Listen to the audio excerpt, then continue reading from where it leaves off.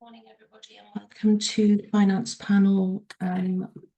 First Finance Panel we've had since the Council AGM. We've received apologies this morning from Councillor Arwell and from Officer Catherine James, Head of Democratic Services Transformation. I've also been notified that Councillor Alwyn may be joining a little bit late, not already here, and same with Sharon Fruin, Head of Adult Services. The first item on the agenda is the election of chair. I've received two nominations for Councillor Aled to be re-elected as chair. Can I ask for a proposer and seconder? I've got Councillor Peat as proposer. Is there a seconder amongst the committee? You may have to unmute.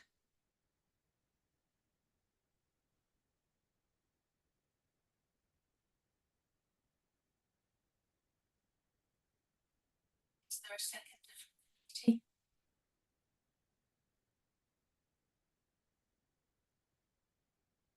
Councillor Chris, thank you very much. Are there any other nominations?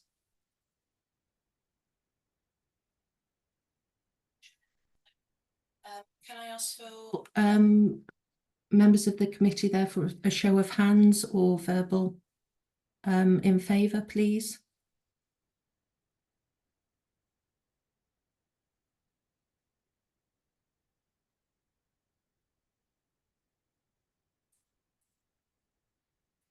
I will take that as unanimous from those. And Councillor Aled is therefore re-elected as chair for the ensuing year. I will now hand back over to Councillor Aled for election of vice chair. Thanks, Kath, and thank you very much, everybody, and welcome to the first finance panel of 24-25 financial year. So here we go again. Another financial year. Right, nominations for vice chair, please. Received a nomination for Councillor Pete Lewington to be re-elected as vice chair. I haven't received any other nominations.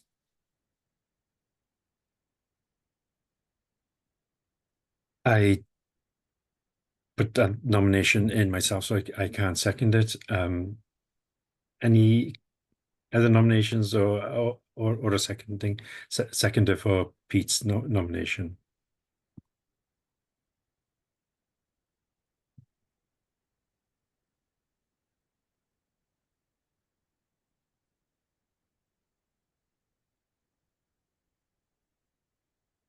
Thanks, Chris. I assume that's the nominations for a seconder for Pete. Any other nominations? No. Right. Thank you, and thank you, Pete, for agreeing to continue to be chair for another 12 months. Looking forward to working with you. Thank you. Yep. And Borada Elwyn, you can see Elwyn has joined us from somewhere very sunny indeed. Borada Elwyn.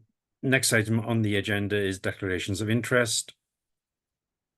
Any declarations? No. If happy to see them as we go through the agenda as well. If you suddenly realise you've got a declaration to make. Minutes and action log from the previous meeting on the 26th of February. You'll see them in your pack there. So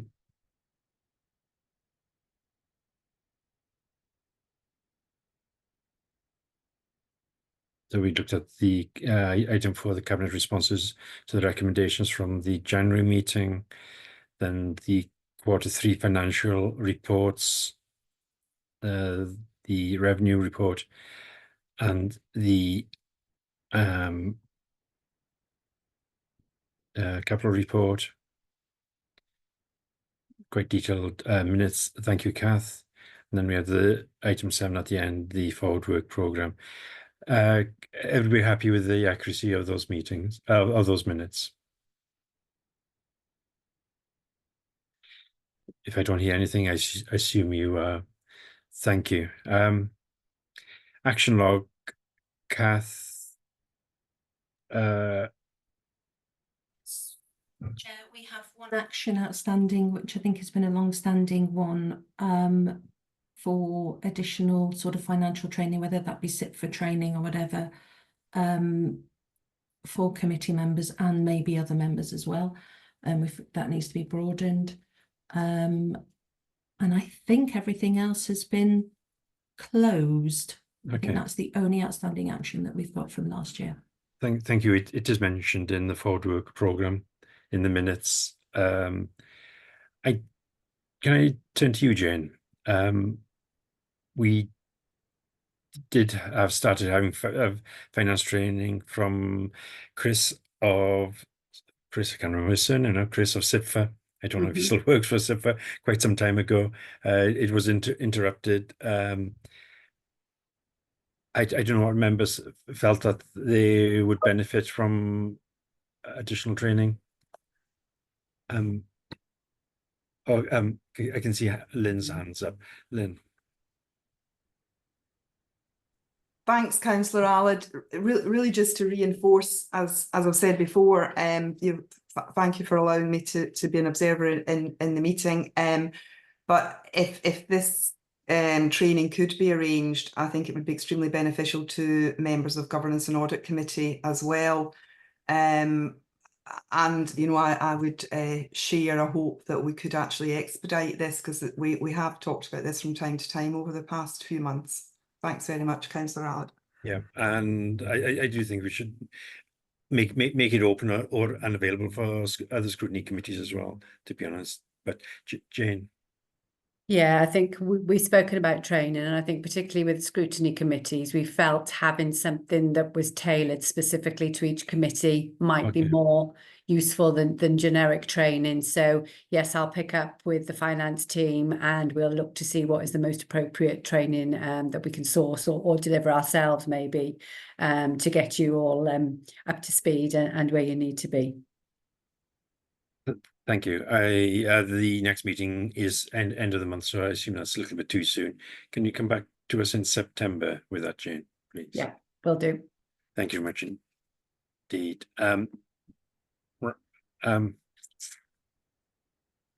Apologies, my laptop is slightly slow. So everybody's happy with those minutes. So next item 6 is the revenue report. The financial outcome for the 23-24 year, and so this is a full year, and so no projections, which makes it slightly unusual. So, Councillor David, would you like to introduce this before Jane? Right. Thank you, Chair. So I'll do a brief introduction, and then when we get into the detail, because it's a rather complex report, I'll hand over to the 151 officer to take you through that, because I think she might do a better job than myself, because it is a bit complex. So this is the financial outturn for the year ended the 31st of March 2024. And this includes information on the additional funding streams received, delivery of approved cost reductions during the year, and an explanation of the variances against the budget. The Council has completed its outturn processes to finalise the accounts for the 23-24 financial year. This report sets out the position for each service, with detailed narrative provided by each head of service in Appendix A. This year again saw the Council managing its budget in an extremely challenging economic environment. High inflation and pay awards have continued to impact costs across all services, although on the whole, this has been managed well. Final outturn reports a net underspend after contributions to specific reserves of £1.8 million against the £242.1 million budget, a 0.7% variance excluding schools and the housing revenue account. In reaching this position, savings of £15.4 million have been delivered during the year as planned. Additional income, effective use of external grant funding, and a continued focus on reducing our spend has created opportunities to release one-off funding to support the increasing pressure already facing the 24-25 revenue budget and future years. We've been able to set aside funds to support our forward capital programme, investing in schools, social services and climate change activities, as well as supporting projects that will transform the way we work, preparing the council for the financial challenges ahead. I just add that the council's annual self-assessment report is being considered alongside this report and provides a detailed assessment of the council's performance against its objectives and action plans during 23-24. And in section 5.2.5, you'll see that the report shows what the council's expenditure has delivered in 23-24. At this stage, we've gone to the actual outturn itself in detail, and I'll pass over to the Director of Corporate Services and 151 officers to take us through it. Thank you, Chair.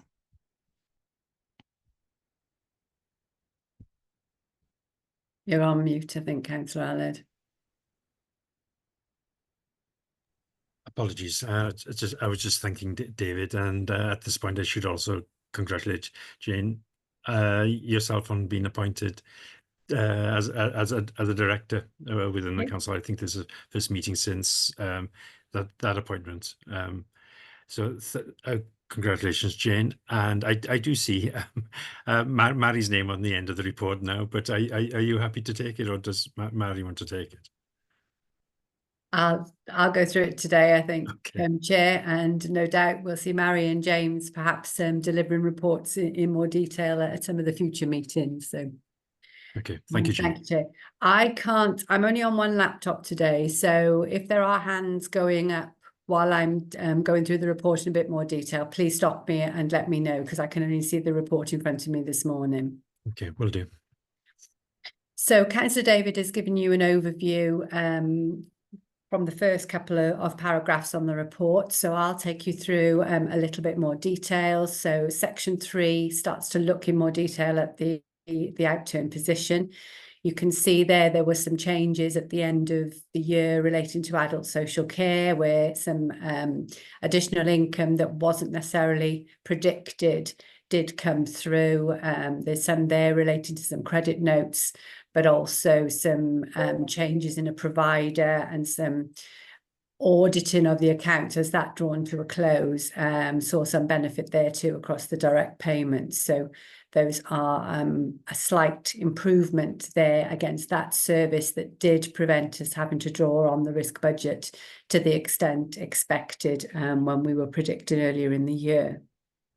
In terms of school budget plans, governing bodies did plan to draw significantly on their reserves, and the outturn position actually was almost in line with budget, with a very small reduction against that draw on reserves forecast by schools. So very much in line with what was expected.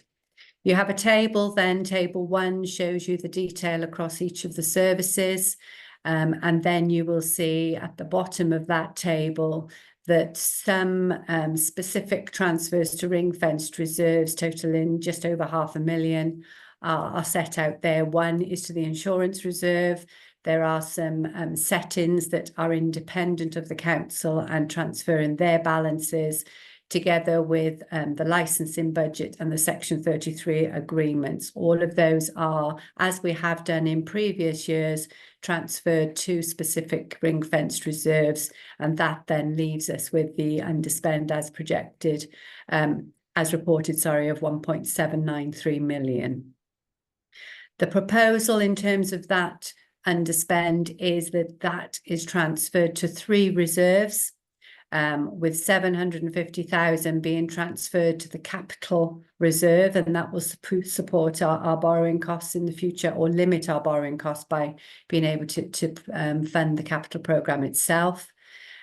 We are proposing to transfer 750,000 into the Invest to Save reserve, and that will help support the council with some of the projects as we make the changes over the next few years to deliver sustainable powers and to make some reductions against our cost base. The remainder is then proposed to be transferred to the general reserve, so 293 transferred to the general fund reserve. You can then see at the bottom that the housing revenue account and the schools delegated, there are those ring-fenced reserves again. The net effect of that is a transfer of 146,000. Section 4 then moves on to the cost reductions. Cost reductions of 16.5 million were approved as part of the council's budget for 23-24. In addition to that, we did roll forward some undelivered savings from the previous year. So in total, the council were looking to deliver £17.4 million of savings in that particular financial year. And as Councillor David has already highlighted, 15.4 million or 88% of those savings were actually delivered in year, with 2 million left as undelivered. Of those, 1.7 million will be rolled forward for delivery now during the new financial year, as they are still achievable. However, 352,000 within highways, transport and recycling have been written out as part of the budget approved by council back in February this year. And the table there again shows the delivery of those. So I'm pleased to say the 88% delivery is an improvement against where we have been in previous years, and that's pleasing to report at this stage. Section 5 then focuses a little bit more on reserves and the year-end balances and some of the specific movements that have been agreed, some of which are proposed in the environments below, but others are already considered, and they have all been built into the outturn position as reported to you today. You will see that against usable reserves there is an increase. However, it is important to note that a substantial amount of that actually relates to grants paid to us last year that still have to be spent or have to be reflected in our cost for the current year, and that is a significant amount. 9 million of the 11 million that you can see there transferred into reserves. School reserves is then set out in table 4.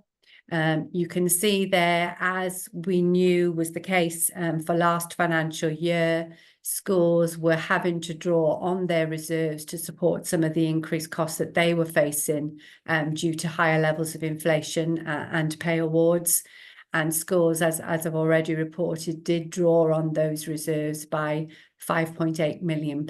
So that has had an impact on the level of school reserves held, and that has now reduced them down to 891,000 across all schools. And that is showing there in the table a closing balance at the 31st of March with primaries in surplus of around 4.3 million, but our secondary schools there are showing a deficit slightly higher than that of the primaries, and that is netting us down to the £891,000 that you can see there. So a significant draw on reserves as budgeted at the beginning of the year. Section 6 looks a little bit more at transformation and what's been delivered through that transformation budget this year, where you can see we've spent £2.5 million against some of our transformational activities, and that budget also has supported some of the redundancies that have been made as those changes have been delivered across the organisation, and that will include schools as well, where falling pupil roles and management of budgets has meant that some school staff have been made redundant during the year. Section 7 then goes on to set out the environments being proposed, but also sets out any additional grant that was received in that last period of the year as well. So I won't go through that in detail, but if anybody has any questions on those, I can pick up on that in more detail, or the heads of service are here as well to be able to respond to any questions that you may have. And then there are some environment requests there for Cabinet to consider and approve when they meet formally to discuss this report. And again, those are set out there in section 7.8.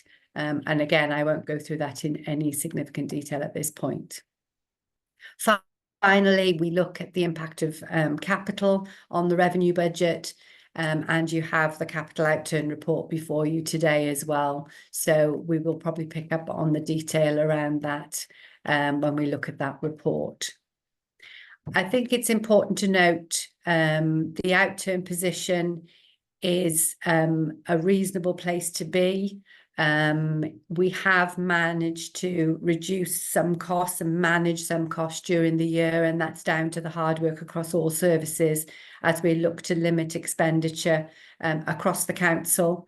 And this is critically important now as we move into a period where we are expecting our revenue settlements to be cash flat is our predictions at this point in time. And some analysis that we've seen coming through from the Wales Fiscal Analysis team, even before the election last week, their analysis looking at the relevant manifestos across the parties were very much aligned in terms of potential funding for local government.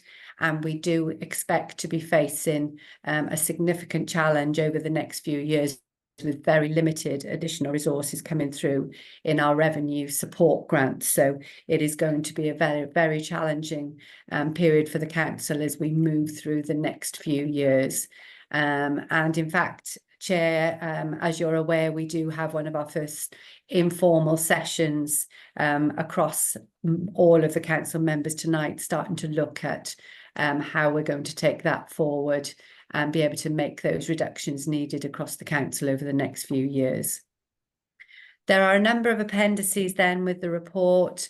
There's detail across all of the services. And again, we have several of the heads of service here to answer any questions that you may have that are service specific. And then the latter appendices of the report pick up on more detail around the transfer to specific reserves and some of the additional information there to support that as well. There's a lot of information around the key areas delivered during the year in Appendix B, some good stats in there in terms of what the £242 million budget has been spent on.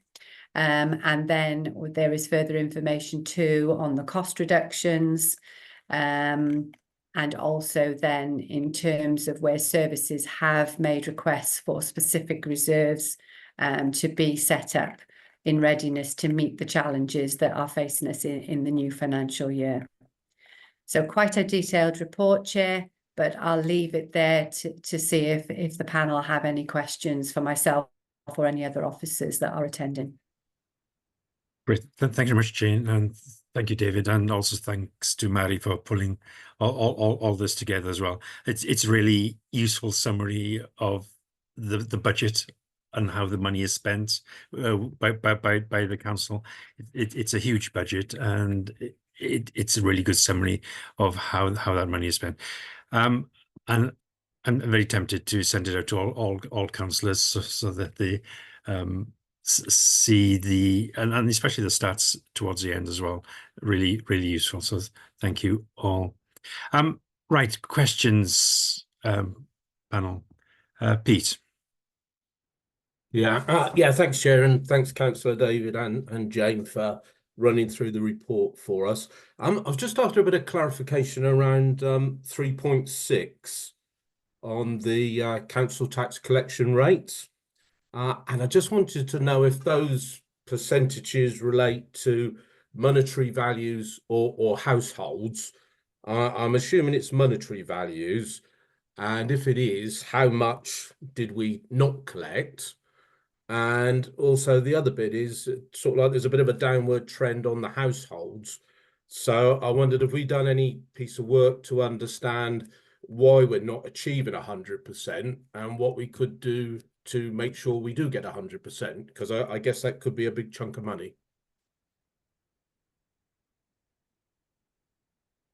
Jane, do you want to take that up? The council tax is worth about £100 million to us, isn't it? So 1% is £1 million, roughly speaking. Jane. Yeah, it is monetary terms, as you rightly said, Councillor Pete. So those are the percentages that you see there. In terms of delivery by the year end, that in-year council tax collection rate is usually improved as we go through the next few months. So although we haven't necessarily collected all of that by the year end, that collection still is ongoing, and that debt recovery continues. So we expect to achieve a much closer to the 100%, all told, by the end of that particular collection period. But at this point in the year, collection rate is slightly down on what we've reported in previous years, and I think that's been seen nationally. So we are still quite high in terms of our collection rates across Powys. We have put additional support into the debt recovery team. We also have invested through some grant funding that we were able to get through the Shared Prosperity Fund to additional money advice officers as well, to support our residents when they are finding it more difficult to manage their budgets. We offer budgetary advice. We also look to see if there are any benefits or any allowances that they can have to help support them too. So we have taken some action to support that, but also key to that is looking to recover as much as possible. It's worth noting that the council tax reduction scheme is there to support residents that are eligible. And we do spend significantly or support those residents with their council tax bills where they are eligible for that, and that is a significant cost to the council to do that, but obviously something that is quite critical to our residents to help them through as well. So I hope that gives you a bit of flavour of some of the additional things we've put in place this year to support our residents in that way. Thank you. David? Thank you, Chair. Just with regards to the slight deterioration in the collection rates, I think it shouldn't come as a major surprise because of the cost of living crisis that residents have had to endure for the last few years. But I just wanted to re-emphasise the points Jane has made, particularly with regard to the monetary advice service, which is an excellent service that we provide for our residents, and the support that Welsh Government and indeed ourselves have given residents through the council tax reduction scheme. So thank you, Chair. Thank you, David. Pete. Yeah, thanks, Jane. Yeah, thanks, Councillor David. Thanks, Jane, as well there. Again, just one final one on the clarification for me is, if we don't hit the target rates, do we take the deficit from the risk management budget, or how would we fund that?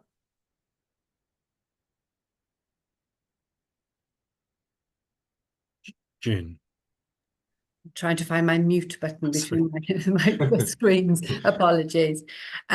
Yes, if we don't collect that council tax, then that is a hit on the council's budget overall. So we are reliant on that income. So any under recovery, we would have to manage that within our overall budget position. Just a quick question on the monetary advice officers. How many have we got at the moment? I think it was a couple of years ago, it was about 2 or 3, wasn't it? How many do we have? I'll look to Mary to confirm. I'm putting Mary on the spot, but I think we're up to 4 or 5 at the moment. Okay. And I know in theory that it's not a sort of statutory role we have to do, but the overall impact is positive, isn't it? It is, yeah. We've got 6 in post at the moment, and 4 of them are funded from the SPF funding that Jane referred to earlier on. So we've got 2 substantive posts, and we've got, I think there's 2 currently on the FRM for future years for once the grant funding drops out. We haven't had any notification of any follow-on grant funding yet. So, and that grant funding ends next April? It ends in December. We can carry the 6 all the way through to the end of the financial year, but after that we'll be looking for different ways of resourcing, at least 2 of them, I think. Okay, thank you. Any other questions before I... Gareth. Thank you, Chair. Yeah, I'd like to echo your comments about this being a very informative and pleasing report. The sting in the tail is down in the paragraph 10, where we're reminded about the difficult challenges going forward, as set out in the medium-term financial plan. A lot of store is being held with sustainable powers. I know it's early days, but are we talking about the proposals to date being the art of the possible? As someone who's slightly detached from this, I don't get the feel that whether proposals coming up which can eliminate this budget shortfall over the medium term, and whether how radical it is, and whether there would be political support for it, and also if the proposals were accepted, what is the timescale for achieving them, and what money needs to be invested to help make these savings, and can they be achieved over that medium-term timescale? It's quite a big question there for you, Jane. But can I just also add, are the I'm sorry, can't remember your role, Gareth. Co-opted. You're not a co-opted I'm member. co-opted from the Governance and Audit Committee. Yes, are the co-opted members from various scrutiny committees invited to the sustainable functions? Well, we got 4 meetings lined up over the next couple of weeks, haven't we? I was just wondering whether they've had invites as well. No, I've not received one. Okay, it's just for councillors then, is it, Jane? I think so, but I think that's a good point. It would be useful for Gareth and Lynn to have the option anyway. I'll look into that now as soon as we finish this meeting and see what we can do. Okay, thanks. Sorry, back to Gareth's question. It's a huge question, Gareth. In terms of what we have to deliver and the timescales around it, we have to bridge that £16 million gap for 25-26. So we have to identify appropriate cost reductions that can be delivered for April next year. Yeah. So that's the first challenge. We have to have a budget that is balanced to set before council next February, when council will consider that budget. So that is the task immediately ahead of us.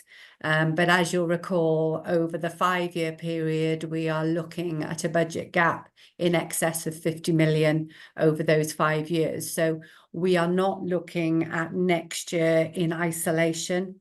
We are looking at cost reductions that can be delivered, some maybe over a number of years. And it's important that our financial model that comes to council next year is far more populated across all of those 5 years. And I am pleased to say that working with heads of service across the organisation, we have a lot of work already being done. I think we're earlier and ahead of the game, and there will be an update report being considered by Cabinet on the 30th of July that looks to refresh the assumptions upon which we plan. Based on where we are now with inflation, we're pleased to see that the level of inflation has come down. That being said, costs still are going up, but at a much lower rate than we've seen in previous years. So we will be refreshing the medium-term financial plan and taking that to Cabinet, as I said, on the 30th of July. And within that will be the proposals and some of the estimates about the delivery of those cost reductions over the next 5 years. So that information will be clearer to everybody as we get closer to the summer recess now. And then no doubt there will be further work in early September, October to finalise that budget position as we move forward. It is a huge challenge.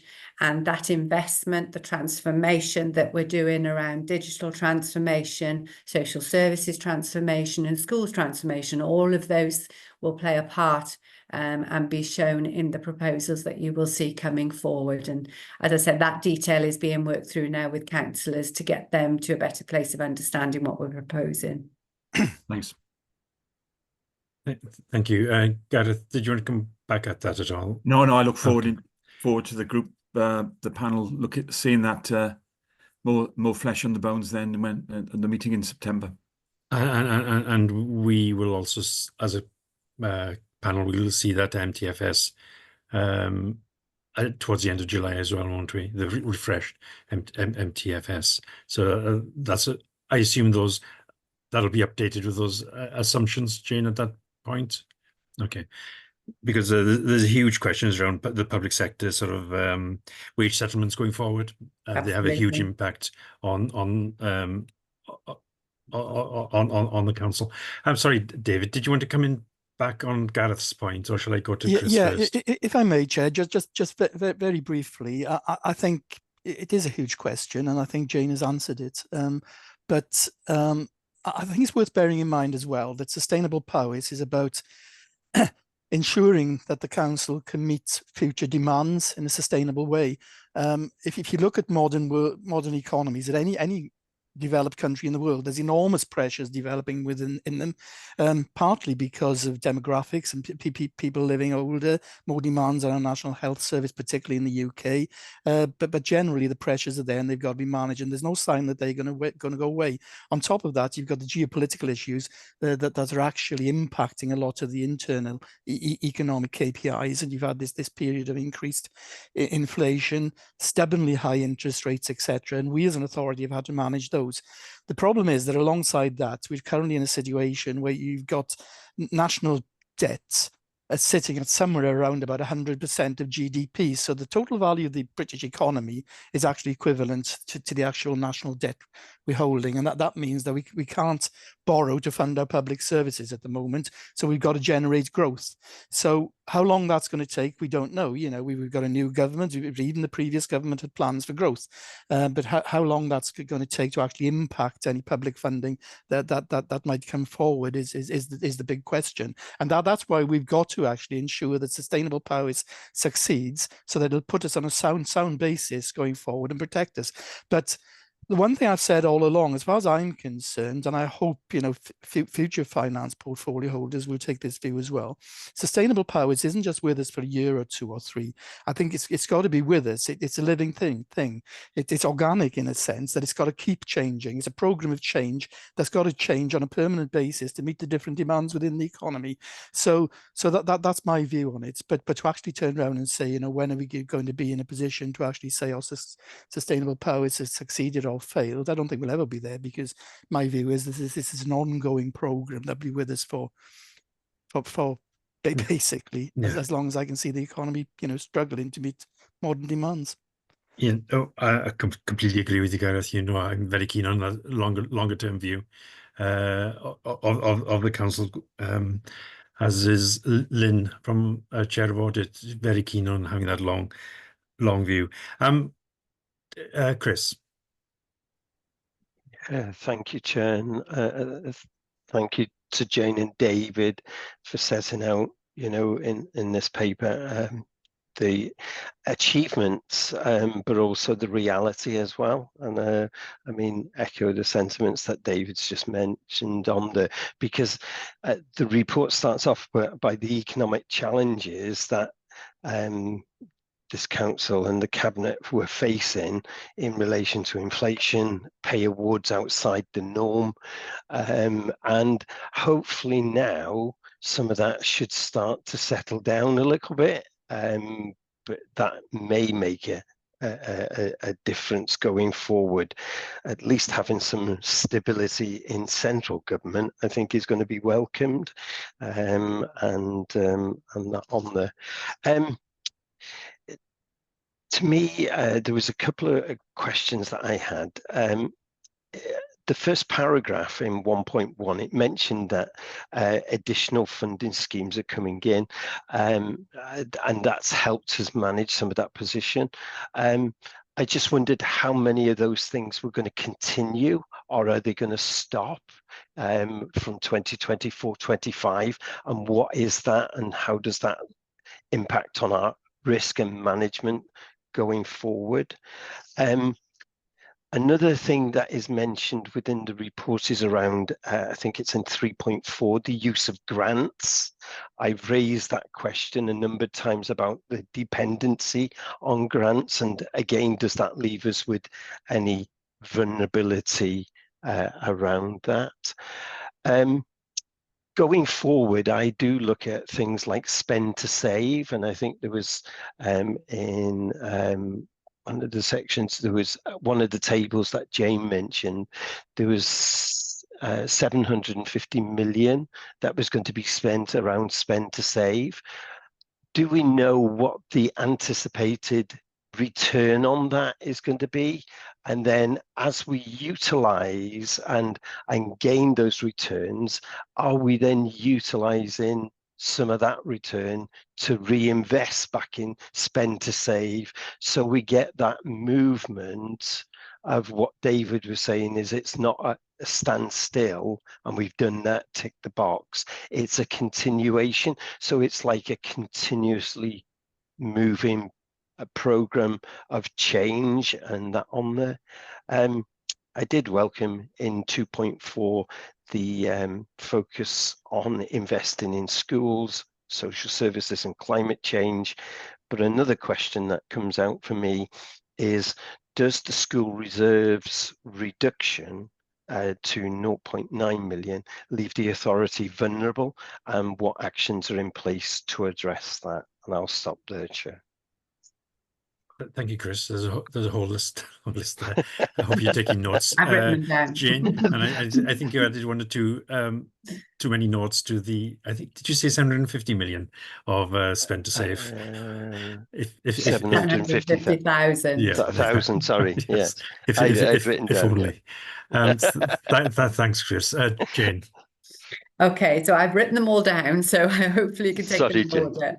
So in terms of the additional funding that we saw coming through at the year end, unfortunately some of those are one-offs, so they will not be replicated. Any that are, of course, would be built into our base budget going forward and would help us bridge some of the gap. But I think those late things that we did see coming through were one-offs, unfortunately, so we won't see the benefit of those in future years.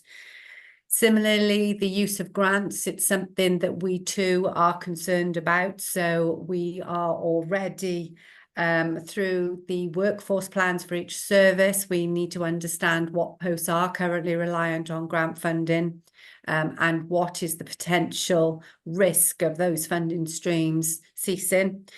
We mentioned already earlier about the money advice team. We know that funding will come to an end, so we're already factoring that through in the finance service about what potentially we can maintain going forward. So I think that risk and the around grants is something that we've highlighted and are really keen to understand fully. That being said, I don't think we can fully not utilise grants as best as we can. That is clearly a good use of grant, enabling us to deliver. Obviously, the grant terms and conditions have to be in line with what we're looking to do. So we do hold a number of posts at risk in terms of that grant funding, but something we're clearly aware of and understand that potential risk. Spend to save, we are expecting to see more projects coming forward. We have seen some proposals coming forward already, where there is investment up front. There is a payback period then to replenish that reserve before finally releasing those savings on a permanent basis back into the base budget.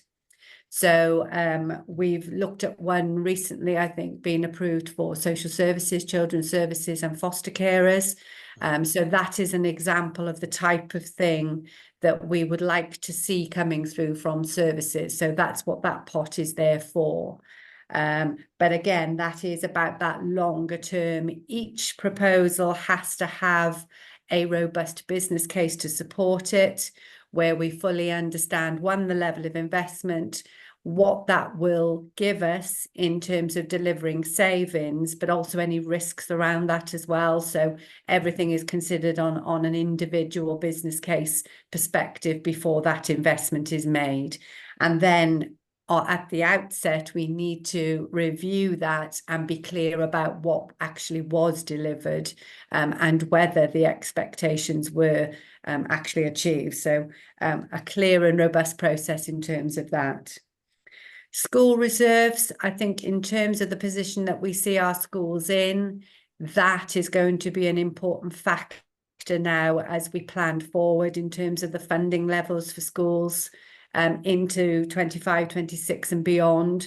And again, that is a report that Cabinet will be considering shortly, albeit informally to start with, but to understand that position across our schools, what impact that continued inflation is having on our school budgets.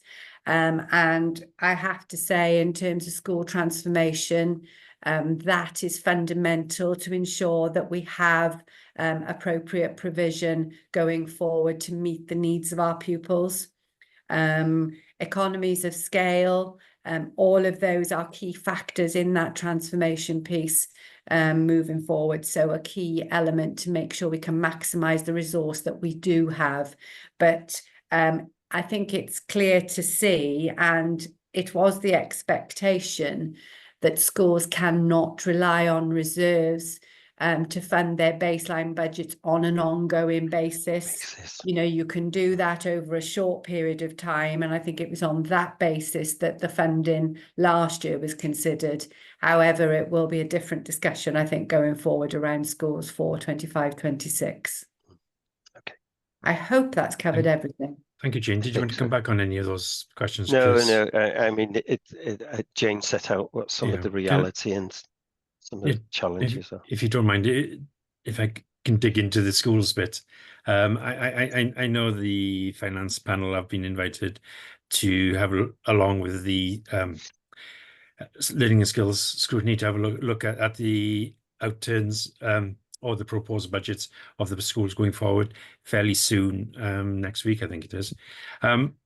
But just to have a look at the figures from this report, the amount spent by through the delegated budget was the £84.5 million plus the 5.8 million of reserves, which is spent. So that was a £90 million total spend, just over 90 million, 90.293 million pounds spent in the last financial year. But the amount of money schools have got this time round is just 87 million. So that's an actual cash reduction for our schools for this financial year, and no reserves to top it up. I know primary schools have reserves, but there are deficits within the high schools where there's real pressure. And all high school governors will appreciate the challenges within the schools as we see that reduction in number of staff and options available going forward. And there's no solution about transferring, or no possibility about transferring some reserves between schools. Obviously, that would be unfair to certain schools. What do you expect to see the consequences of this reduction in the delegated spend going forward? Because they will have to have a reduced spend of £3 million plus increased costs, significant increased costs of teacher costs. Shall I come in? We're still waiting for the Teachers' Pay Award to be finalised for September. So that is a key factor for school budgets now as we move through this next year. We are working closely, and I know the new Director of Education, Richard Jones, wasn't able to be with us this morning due to a clash with another meeting. I don't know if Marianne would like to come in at some stage here. She's indicating that she will, but just I think in terms of some of the school budgets, we have had historic deficits across some of our schools, and we continue to work with those schools to bring their budgets much more back to the baseline funding that they receive.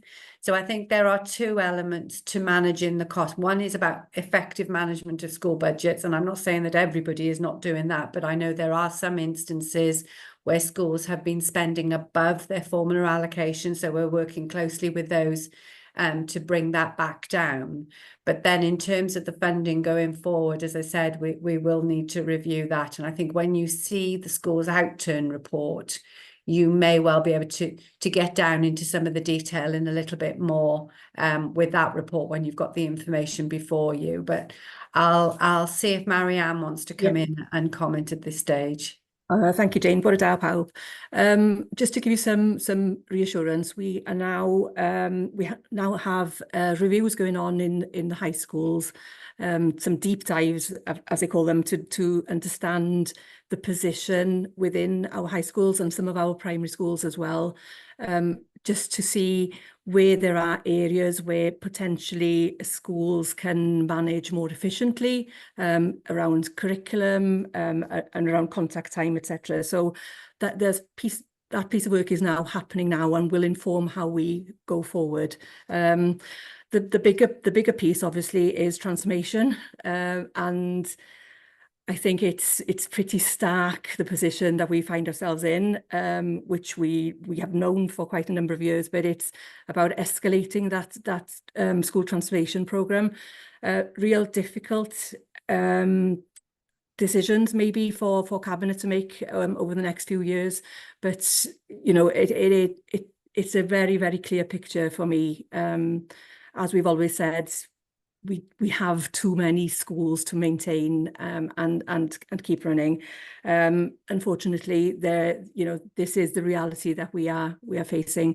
However, we are committed to taking forward the transformation programme alongside all the other work within the service and alongside the discussions with schools around the finance over the next year. And we will be meeting you very soon, I think, in Learning Skills next week around this. So, okay, Jane. Diolch yn fawr, Mary. That there remains a lot of unanswered questions. The transformation has been seen as a solution for the last 5-8 years, and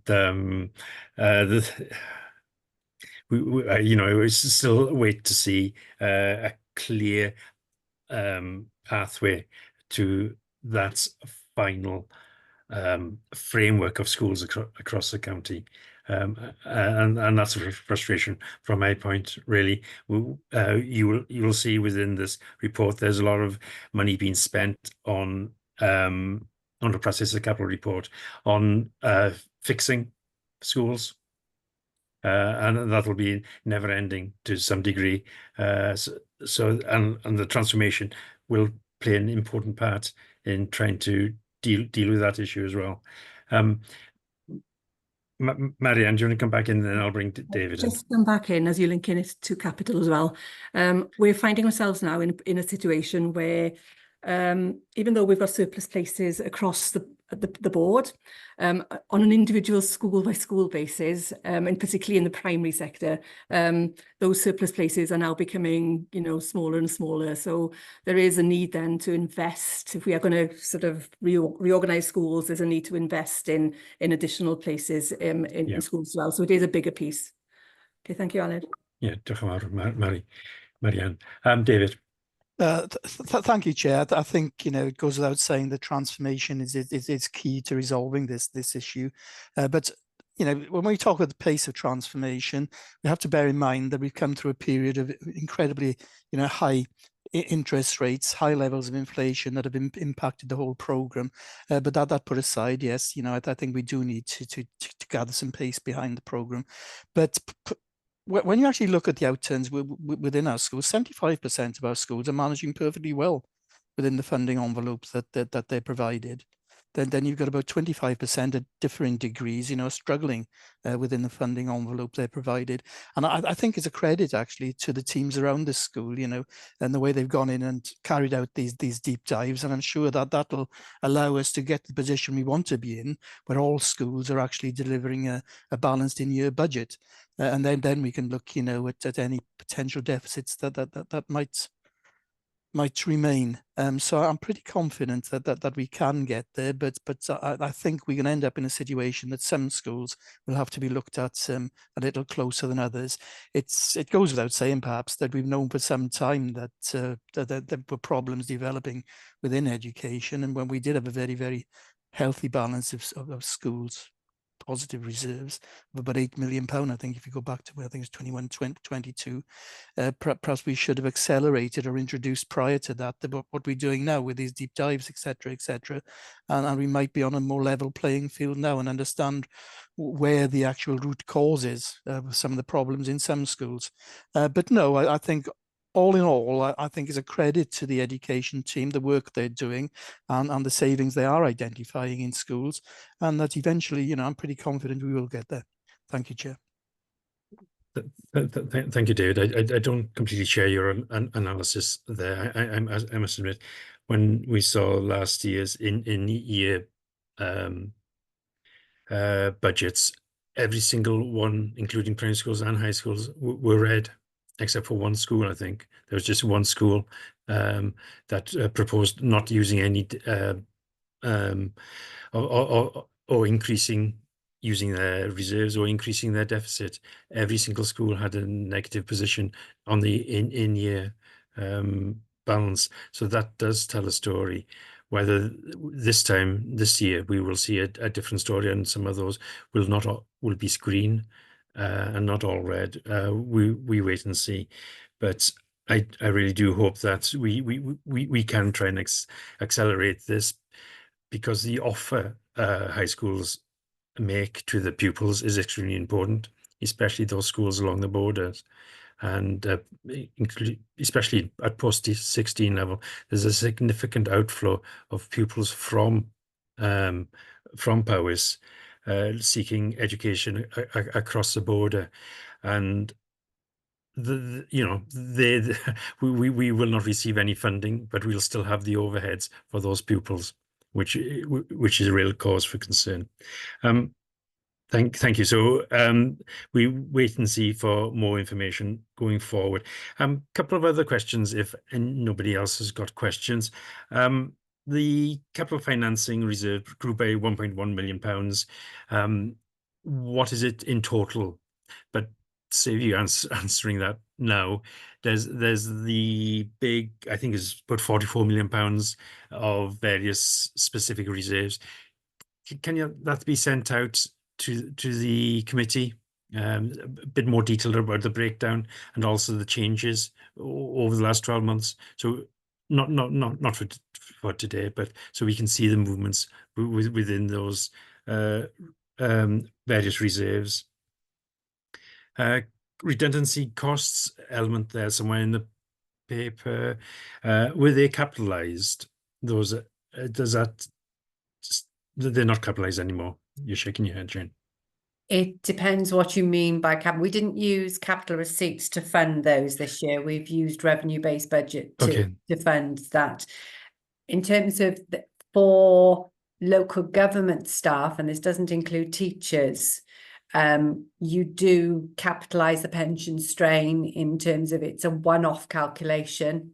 So it's a slightly different term for capitalising. So we do that and meet those costs at the outset, but those have been met from the revenue budget that we've set aside for it. Okay, and just quick question. I know it's one for the audit committee, possibly more. Some members on the audit committee are very keen around the pensions, but is the strain fully recognised at the outset and fully funded at the outset, rather than bills coming in down the track? It is for council staff, but for teachers, it is not. For teachers, it is a different pension scheme, and the ongoing cost of releasing a teacher is actually met from the education budget. So there is that ongoing cost that's reflected in the education budget there. Still, in terms of business cases to release staff, we have to make sure that those are robust and that it actually sets out the benefits and the ongoing cost reduction that can be made as a result of that. So there is a clear business case for each release. Okay, so it does pick up all costs basically. Yeah. Okay, so they're complete. Okay, thank you. But 2.5 is a really good summary of the function of the council. It talks about social, educating 15,500 children, social care for 1,750 people, and community-based of care for 2,700 people. Is there a crossover between those two numbers, or are they completely different cohorts? Perhaps who's here? Oh, Sharon.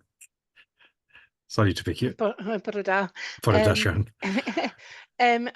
Excuse me, Councillor Allard. The cohorts you're talking about are the long-term, the community-based care. On paragraph 2.5. 2.5.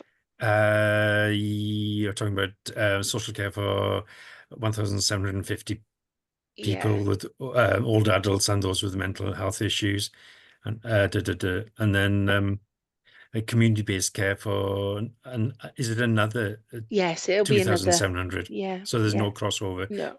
between those, and then that's another further 2,500 at the end. I would need to check if there was crossover between the preventative and the community support. Okay.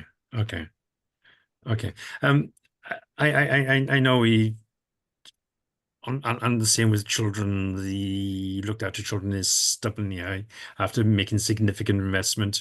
Going a few years ago, the budget has more than doubled over the last 5 years, but the looked after children is still sticking around that 240 point. Looking at your when we look at sustainable powers, are we making assumptions around those sort of numbers? Are they going to remain at that number, or will that investment see the numbers falling going forward? And well, the base of my question is, are there sort of KPIs around this? How does this council perform according to other councils? How many staff have we got on average looking after children in the service, and how many staff have we got providing social care for our communities across Powys compared to other local authorities? So it's almost a question to Jane, because you look keen on benchmarking. I'm pretty keen on benchmarking, and I know you are as well. So putting those figures in the report, great, but we need a bit of context around them. Absolutely. And I think, the role of scrutiny is very much to scrutinise that level of data. So again, this is where the training comes in place, but also the data put before you. So we do have benchmarking data across social services. It's something that we have developed a suite of benchmarking data for. I'll look to the Sharons. We've got both are Sharon as heads of service in social services, but they may want to come in and just give you a bit more information there, and I can see their hands have already gone up. Not sure which Sharon put the hands up first. Go for it. Shall I go first? Thank you, Mr. Allard. In terms of children looked after, it is benchmarked across the whole of Wales. So that data gets provided month on month in terms of those comparisons, not only within the region, but across the whole of Wales. So you mentioned our figure about being 240 to about 250. We are looking to try and reduce that wherever we possibly can do in terms of returning children home safely. So that's always part of a plan, really, in terms of looking at any individual child's needs. But one of the things we have noticed is the the complexity and the trajectory of children becoming looked after obviously is still there, and that's very much about what our core business is around keeping children safe, but it's also about ensuring that when a child needs to be looked after for whatever reason, that we've got the ability and capacity to meet those children's needs. We are coming forward with our business proposal on Thursday to full council around an investor save opportunity, looking at building and recruiting more foster carers across the council, and that will really help us really think about keeping children closely connected to their local communities and to their families, even when they are children looked after. One of the biggest pressure points for us remains placements. There's a national shortage of placements, and therefore, because of that demand, the kind of providers can basically charge what they feel is appropriate from a provision perspective, and we've seen those increase costs kind of rise over recent years, whereas it would be quite sort of normal to have a placement of around £3,000 per week for a child with complex needs. Now it can be anything from £8,000 up to £15,000 per week per child with that complexity. So therein lies like a huge challenge, really, not only financially, but in terms of enabling our children to remain in Powys, and also looking at the Welsh Government's proposal around the not-for-profit agenda, where they absolutely are committed to kind of reducing profit for any child that's in care. That's absolutely the right value base to have, in my view. But again, we need to make sure that we can build our foster families, strengthen our residential homes to enable us to kind of bring those children back into Powys who might be currently in an outsourced provision across the border and many, many different places. So I hope that kind of answers some of the questions that you've put forward. We do very much look at that data both regionally and nationally in terms of projections, trends. Care Inspectorate Wales very much kind of look at our trends and very much kind of want to see that we're actually reducing some of those trends of an upward trajectory of children becoming looked after. So there's lots of mechanisms that we kind of do to kind of look at the data, but also try and reduce the amount of children that are looked after and keep them more closely connected to their communities. Thank you. You didn't mention early intervention because there's a big push so on early that. intervention is a big part of that. So okay. we, as you said, the investment has come into that early intervention prevention arena, and that has grown. We've seen that really grown over the last couple of years, really, and we still need to further invest in there in order to get the right help at the right time for any family before they kind of hit that point where it's crisis, and then the trajectory is different in terms of that child maybe not being able to stay or live in that home for whatever reason. So absolutely, the fundamental core principles for us in children's services is the right help at that right time at the earliest possible opportunity. Yeah. And yeah, the whole, yeah, that's why I was just talking about that investment a few years ago about the getting that early intervention right, and it would help reduce the number of looked after children, or children looked after. But I guess, as you say, the complexity and demands are forever growing as well. The data you talk, comparison across Wales. Do you also compare financial data, the costs of? Yes, we do. Yeah, so we get financial data in terms of the costs for children that are looked after.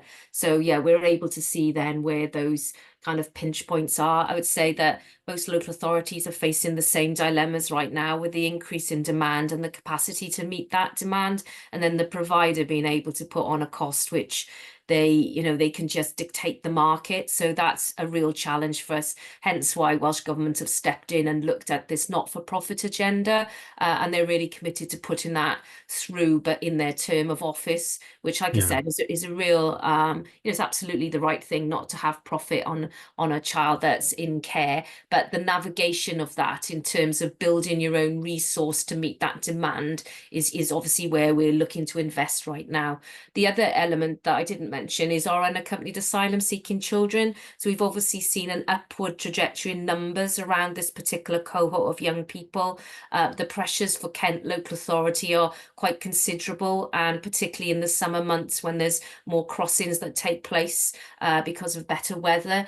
They kind of have, their numbers are increasing constantly, and therefore there is an expectation that all local authorities across the UK do take a percentage of those children and they become their children looked after. So for us over the last 12 months, that became a real pressure point for us in terms of the allocation of a small amount of money that comes with that child doesn't necessarily correspond with the complexity or the needs of that individual child. And that can be anything from, you know, the traumatic experiences of traveling around the world in terms of getting to the UK, could be loss or death of siblings, parents, what they've witnessed, what they've seen, etc. So it's very much on an individual level that we have to assess those individual needs, but sometimes the costs of that actually become a challenge for us depending on those needs and depending then on where those children and young people are placed.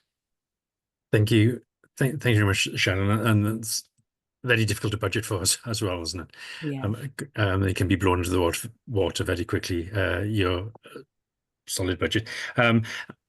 Personally, I'm not convinced with this drive to Welsh drive to push profit out of any system. It's the value for money for the care given to that child is probably my biggest concerns, really. Whether that's an element of profit in that or not, I don't think it really matters. But can I, Sharon Frewen? Thanks, yeah, thanks, Councillor Allen. Thank you. A very similar position to Sharon Powell in Children's Services. Yes, we do compare the national and regional data, and we also have our own KPIs around numbers of people receiving domiciliary care, reablement, the age of people going into residential and nursing homes to try and gauge whether or not we're keeping people at home longer. We're also we have our early help and prevention collaborative. We're now looking at the data around our prevention agenda and the need to invest in that further. We've also got our transformation programme to redesign the way that we support people through assessments and our front door to try and ensure that we divert as many people into community provision as possible rather than coming into statutory services. One of the things I would say is that we have been doing a lot of work around transformation in community services, domiciliary care, etc., and direct payments. We've seen an increase in the number of providers joining our DPS, those that we can draw on to provide care. We are providing more hours of domiciliary care than we have done, but we're still not managing to reduce the demand for domiciliary care. So the demand is coming through. The projection around the demographics, as everybody's aware. I suppose it's a caveat that although some of the KPIs might be performing well, others aren't because of the demand, the sheer numbers of people coming through. Okay. Again, a really difficult budget to try and manage. So thank you, Sharon. Just out of interest, there's a real lot of stuff around care of the elderly. How roughly the detox, the delayed transfers of care as a result of our ability to put packages in place, what sort of levels are those at the moment? Are they fair? They're actually slightly improved. coming back in from the district general hospitals. We had a big spike at the end of the year and the beginning of this year, where we had significant numbers of people delayed. I think that was due to one, I mean, winter pressures, you'd expect it, but there had also been a number of industrial actions towards the latter part of last year, which just causes a backlog in the system. We have put additional resources into our hospital discharge team, and we are just below the average of delays due to assessments. I have an assessment meeting with Welsh Government this lunchtime, so we're seeing a slight reduction. The issue is maintaining that with the demands coming through. We're seeing a lot of people going into district general hospitals. We're also working with PTHB to look at people with long lengths of stays in the community hospitals. We've reduced those dramatically recently. They were above, we had significant numbers above 100 days. We're now looking at below 90 days for people. So we've reduced that by better ways of working.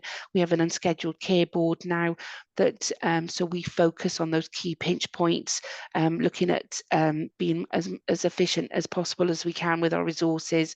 We're really trying to explore the trusted assessor model. It has got significant issues. It isn't a golden egg. It's not going to cure everything, but we are looking at that to reduce the issues around delays, working really closely around how we can be more efficient around funding issues and working through DSTs and CHC processes to make sure those aren't the reasons for delays, and currently exploring, would it be of benefit to have an integrated discharge team to look at making our pathways more streamlined, but I can provide further update on that as we progress. Okay, thanks, Sharon.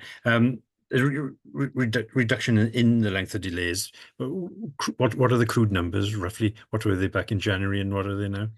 Oh, can I take a look and put that in the chat for you, Councillor Allard? Yeah, no problem. Thank you. And real close working relationship with Health Board is key on this as well, isn't it? So, thank you. Any other questions on this revenue outturn report? I'm sure heads of services, if you think of something later, would be more than happy to try and pick up those. Any other questions at all before we? I'm sorry, I've taken up too much of your time already. No? Great. Can we move on to the apologies, my laptop's a little bit slow, but the capital report, once I get it up. Okay, it's come up now. Right, capital report. David, do you want to introduce this again? And Jane? Yeah, I'll go through this one, Chair. Thank you, David. So this is the capital outturn report for 23-24. The capital programme was approved by Council on the 23rd of February 2023. It included capital schemes totalling £93.29 million, of which £23.48 million related to the housing revenue account. The programme has been updated following the reprofiling of projects and additional grants received from Welsh Government. The final programme at the 31st of March 2024 was budgeted at £80.12 million following the successful award of additional grants and the reprofiling of budgets between financial years. Actual spend amounts to £63.72 million, representing 79% of the total budget, an increase of £13.84 million since that reported at the end of February. So table 1 at 2.3 has got a breakdown by service. Additional capital receipts that were already in hand and a contribution from the capital financing reserve was used in place of some borrowing to reduce the interest and MRP costs charged to the revenue budget in future years. The table at 2.5 shows how the capital expenditure has been financed. A list of budgets carried forwards into 24-25 is currently being completed and will be included in the next quarterly report. Section 3 has got a list of some of the projects delivered, looking at within the housing revenue account, housing general fund, education, children's services, adult services, community development, economy and digital services, property planning and public protection, highways, transport and recycling. With regards to section 4 and grants received, housing received a total of £0.36 million, which is awarded from Welsh Government's Transitional Accommodation Capital Programme towards the purchase of 4 properties to be retained within the council's council housing stock. Reprofiling of budgets across the financial years. There were several schemes in 23-24 capital programme which are continuing into 24-25.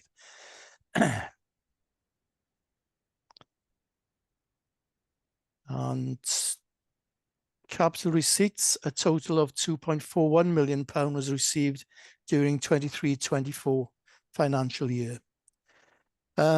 I'll hand over at this stage to the 151 officer because there's a section in the report on resource implications, and I'm sure she'd like to highlight that. Thank you, Chair. Thank you, Dad. Jane.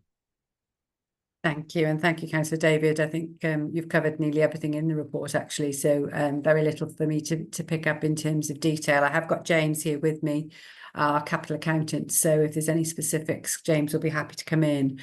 I think for me, on a capital investment point, you know, this report sets out where that investment has taken place during the year, and so much of that is aligned to schools in terms of the transformation of schools and some of the key projects that we've got going on there, but also in terms of highways and other areas of the council where we're continuing to invest.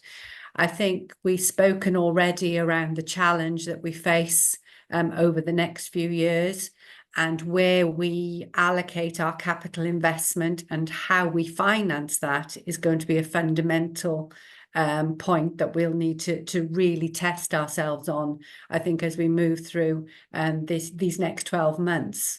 In terms of the liabilities that we have across our estate, be those schools, be they other council buildings, leisure centres, all of those buildings, we do not have the best estate in terms of condition, and there is going to have to be significant investment to make sure that we can hold the appropriate assets to enable us to deliver our services effectively and at a reduced cost as we move through the next few years.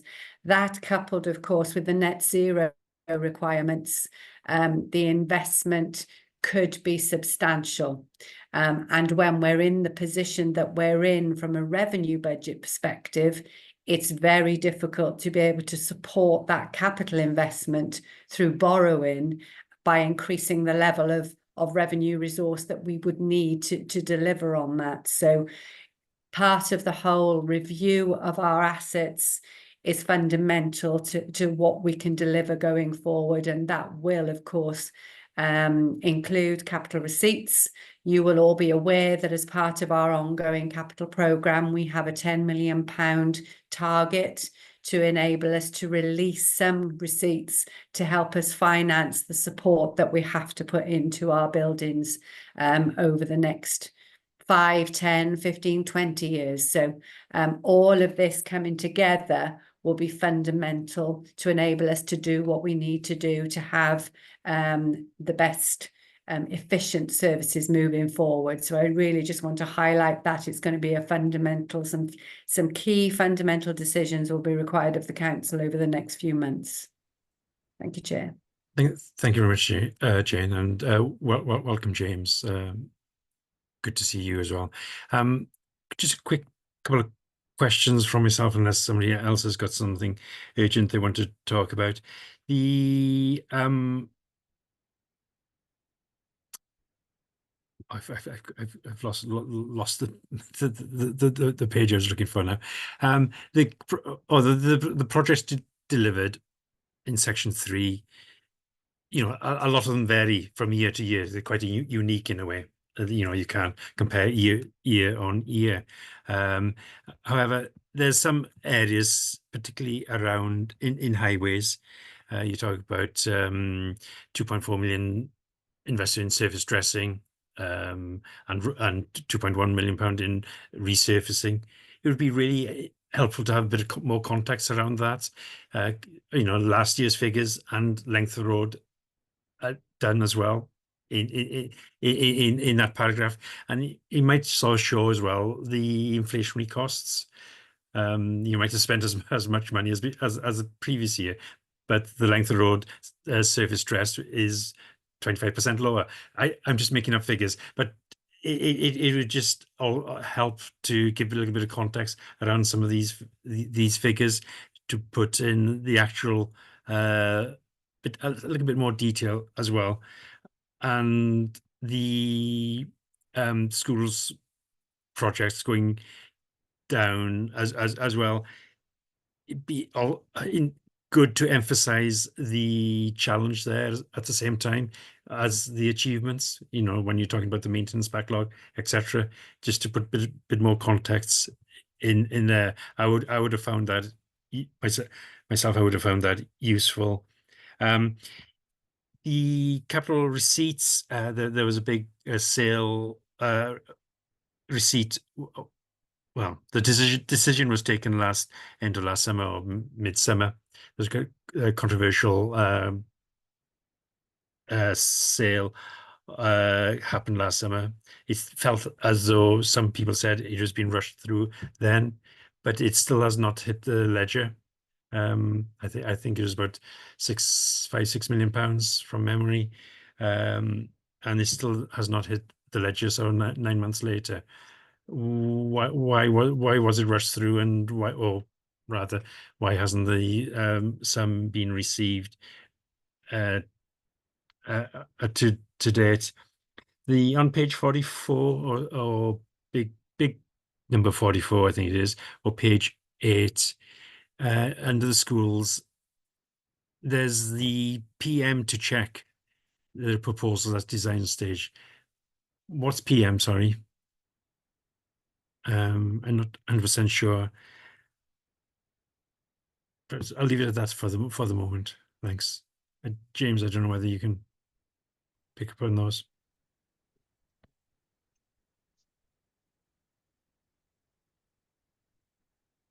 Sorry, James, you're unmuted. Not that I can see him, Mike. Might be on the top of his head. A PM is probably project manager. Oh, project man. Okay, I could just okay. And yes. Good morning, James. And the capital receipt from last summer. When do you expect that to hit the ledger? In this financial year, I believe. Okay. Yeah. Okay, and I just wondering why it was sort of felt as though it was being pushed through at speed, and then I guess the check still hasn't been written. But okay, thank you. Anybody else with any questions on this? Lynn. Councillor Allen, thanks very much. Given what I've heard on the particular capital receipt and the transaction, I think it would be helpful if Governance and Audit Committee were briefed on the process and the governance surrounding this. I know I just think I need to pursue it. Sorry, there's a fly buzzing in front of me. But I think given the concerns that have been raised, it would be very helpful if Governance and Audit Committee were formally briefed on the process, the governance, etc. If that could be an action point transferred from finance panel to governance and audit, if you're content, Chair. Really good suggestion. Thank you, Lynn. I'd find that really helpful. Yeah, I'm sure Jane will help sort that. Just another question from me. There's revenue consequences of spending capital money and not spending it as well. It's more of a question for David, really. Have you sort of instructed any services to delay investment to help make that saving on revenue? Or has it any delay in in investment in these capital projects No, solely down to the service itself? There's no specific instruction being given, but obviously there's caution required because of the current economic environment. As I mentioned earlier, with interest rates still remaining stubbornly high, and inflation, whereas it has improved in certain sectors of the economy, it's still considerably high. So any delay obviously wouldn't be because of an instruction that we're giving, but more with regard to responsible investment and spending. Okay, yeah, no, it does go back to the section on schools, the major improvement program,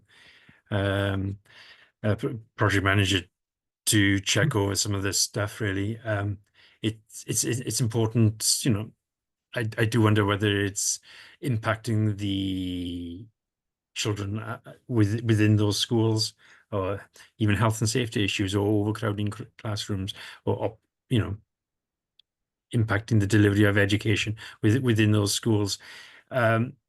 Is this unusual here, or is it all down to inflation and those concerns that are about tenders exceeding costs, tenders exceeding estimates?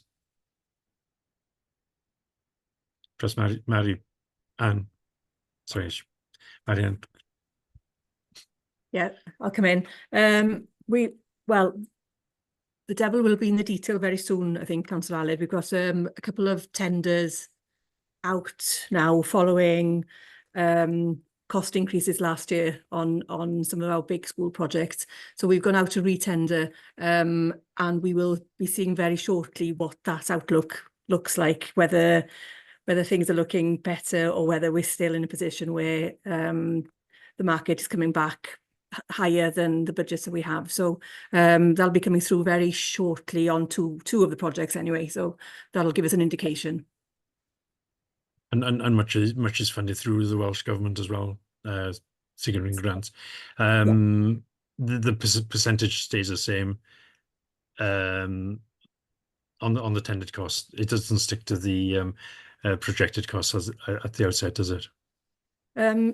Difficult. It's been difficult over the last few years to stick to the original sort of estimated budget when we set our strategic outline cases, and we've hit the buffers twice now. However, these couple of retenders now will hopefully show us whether things are in a better ballpark than they were.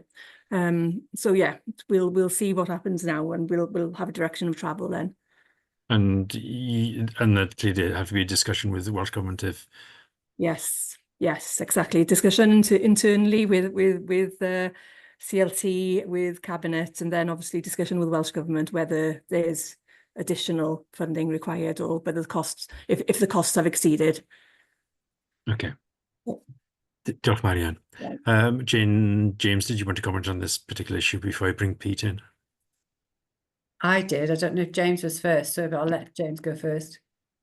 It was just the Welsh Government grant is set at final business stage, which is final business case stage, which is after we've received the tenders. So at that point, that's when the grant gets set, and that's when that percentage gets split between the two, between us and Welsh Government. Okay, no, thank you for that clarification, James. Jane.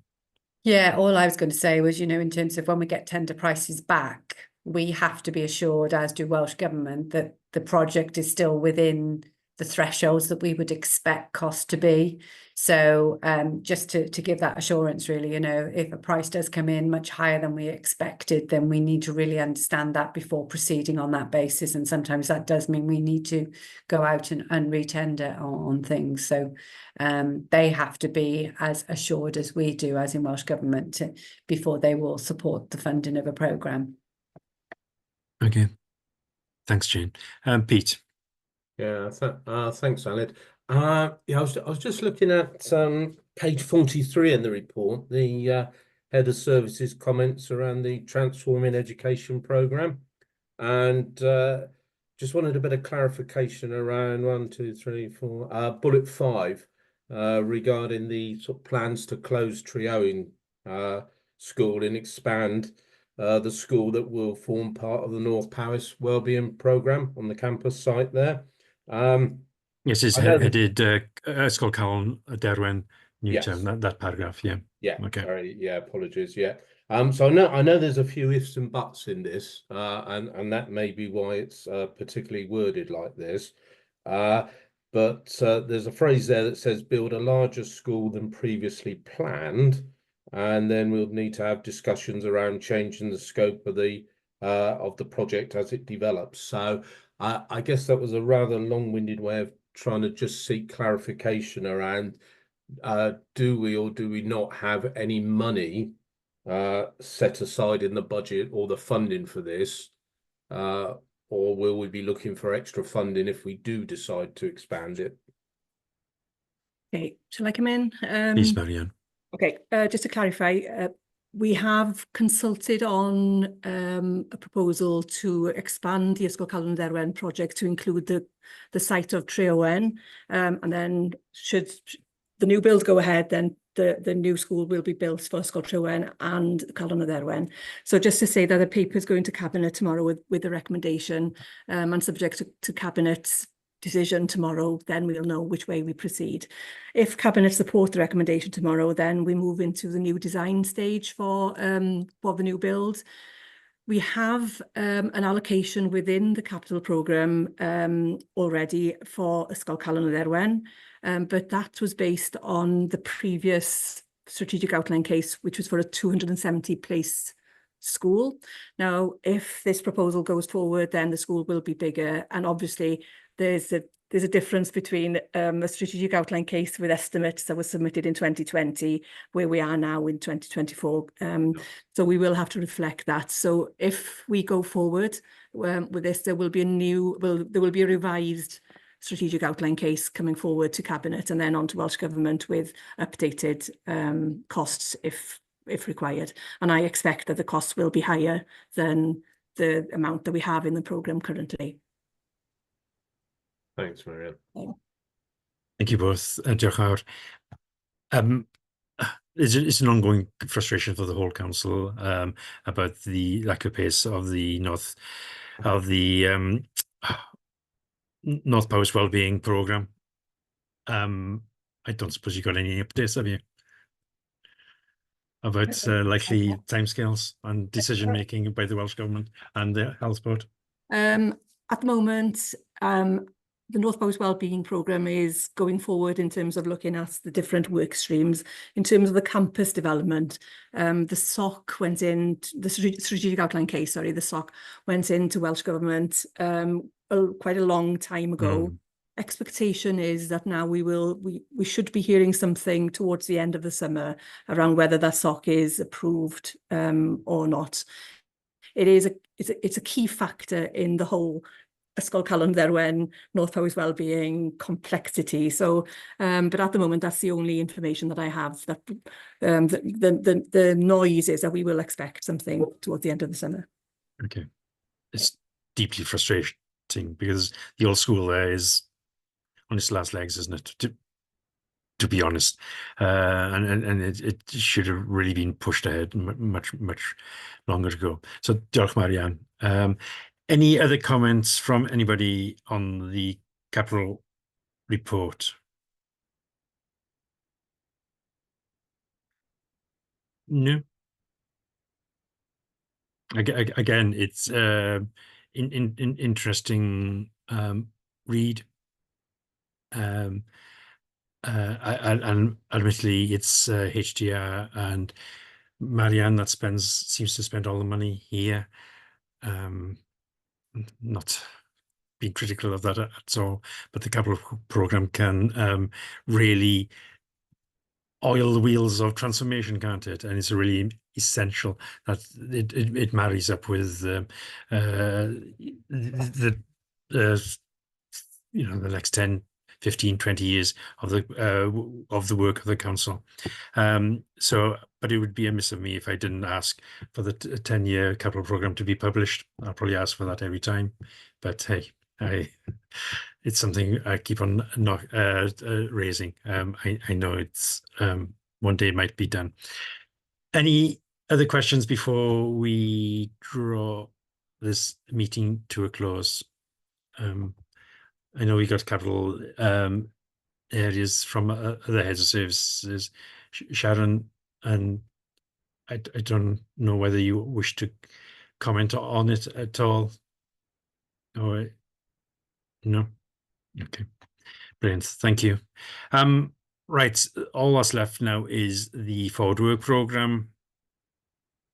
As you can see, we got another meeting end of July, where we got the outturn reports for the first quarter, and also that refreshed MTFS. So that'll be hot off the press then, won't it, Jane, with the updates and the new assumptions and going forward. And then we got the financial management code and a bit on sustainable powers again.